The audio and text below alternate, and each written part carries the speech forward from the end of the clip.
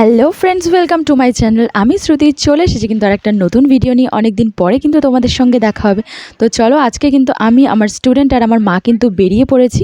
December তো পড়েই গেল, ডিসেম্বর মানেই হচ্ছে ঘুরতে যাওয়ার সময়। তো আমরা কিন্তু আজকে সবাই মিউজিয়ামে যাব।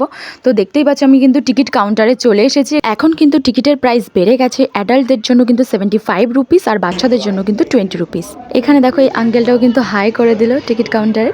তো আমাদের কিন্তু টিকিট কাটা হয়ে গেছে। তো তাহলে চলো ভেতরে যাওয়া যাক। ইন্ডিয়ান মিউজিয়াম কিন্তু মন্ডেতে ক্লোজ থাকে, আর বাদ বাকি দিনগুলোতে 10টা থেকে 5টা অবধি কিন্তু সময়, তার মধ্যে তোমরা চলে আসতে পারবে। এখানে আসার জন্য কিন্তু তোমরা চৌরাস্তা থেকে ধর্মতলা বা নিউ মার্কেটের যে কোনো বাস ধরে সেখান থেকে কিন্তু তোমরা লোকেশন দেখে চলে আসতে পারো। তাহলে চলো, আমরা কিন্তু ঢুকেই পড়েছি মিউজিয়ামে। আমরা আগে নিচের ফ্লোরটা পুরো ভালো করে একদম দেখে নেব নিচে, তারপরে কিন্তু আমরা ফার্স্ট ফ্লোরে গিয়ে দেখব।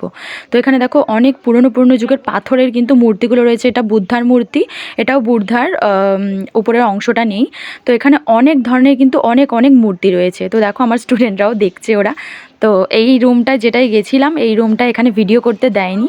তো এই রুমটাতেও কিন্তু প্রচুর মূর্তি ছিল। আর এই যেই রুমটা এসছি, এখানে কিন্তু আগের যুগের অনেক কয়েন্স রয়েছে। পুরনো যুগের আমলে কিভাবে কয়েন তৈরি করা হয়েছিল আর কোন রাজার আমলে কোন কয়েনগুলো ছিল সেই সবই কিন্তু রয়েছে। ও আর একটা কথা, এখানে কিন্তু ক্যামেরা অ্যালাউ নেই, মানে ক্যামেরা আছে সেটার জন্য কিন্তু আলাদা করে টিকিট করতে হবে। নর্মাল ফোনের ক্যামেরার জন্য কিন্তু 50 রুপিস, আর ডিএসএলআর যদি নিয়ে যেতে চাও তাহলে কিন্তু 100 রুপিস লাগবে। তো দেখো এটা কিন্তু আরেকটা রুমে চলে এলাম। এর আগে কিন্তু একটা পেন্টিংয়ের রুম ছিল, সেখানে গেছিলাম। আর এখানে কিন্তু বিভিন্ন জায়গায় মানে বিভিন্ন রকমের যেই প্রাণীরা থাকে, যেমন মরুভূমিতে, জঙ্গলে, আইসল্যান্ডে, তো সেই সবগুলোই কিন্তু এখানে কিন্তু দেখানো হয়েছে। তো চলো আরেকটা রুমে চলে এসেছি। এটা কিন্তু বোটানিক্যাল গ্যালারি, মানে এখানে বিভিন্ন ধরনের শাক সবজি, তুলো, পাট, এই সব কিছুরই কীভাবে উদ্ভব হয়েছে সেই সব কিছু কিন্তু দেখতে পাবে। এছাড়াও বিভিন্ন ভেষজ, তারপরে তৈল, সব কিছুই, তেল, সব কিছুই তোমরা কিন্তু দেখতে পাবে এখানে প্রিজার্ভ করা রয়েছে।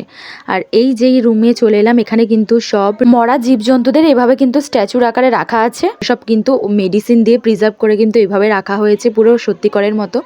আর এটা দেখো একটা কিন্তু খুব বড় হাতির কঙ্কাল রয়েছে। আর এই যে এখানে কিন্তু দেখো বাঘ, হায়না, ভাল্লুক সবই রয়েছে। আর এই যে এটা কিন্তু নীল তিমি, তার কিন্তু মাথার উপরের অংশটা, মানে সব কিছুই এভাবে কিন্তু সুন্দরভাবে সাজিয়ে রাখা হয়েছে।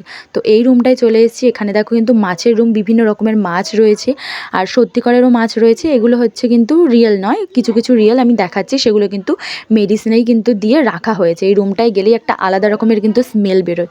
আর এটা কিন্তু স্নেক, আর এখানে কিন্তু প্রচুর স্নেক রয়েছে, অনেক ধরনের কিন্তু সাপ তোমরা দেখতে পাবে।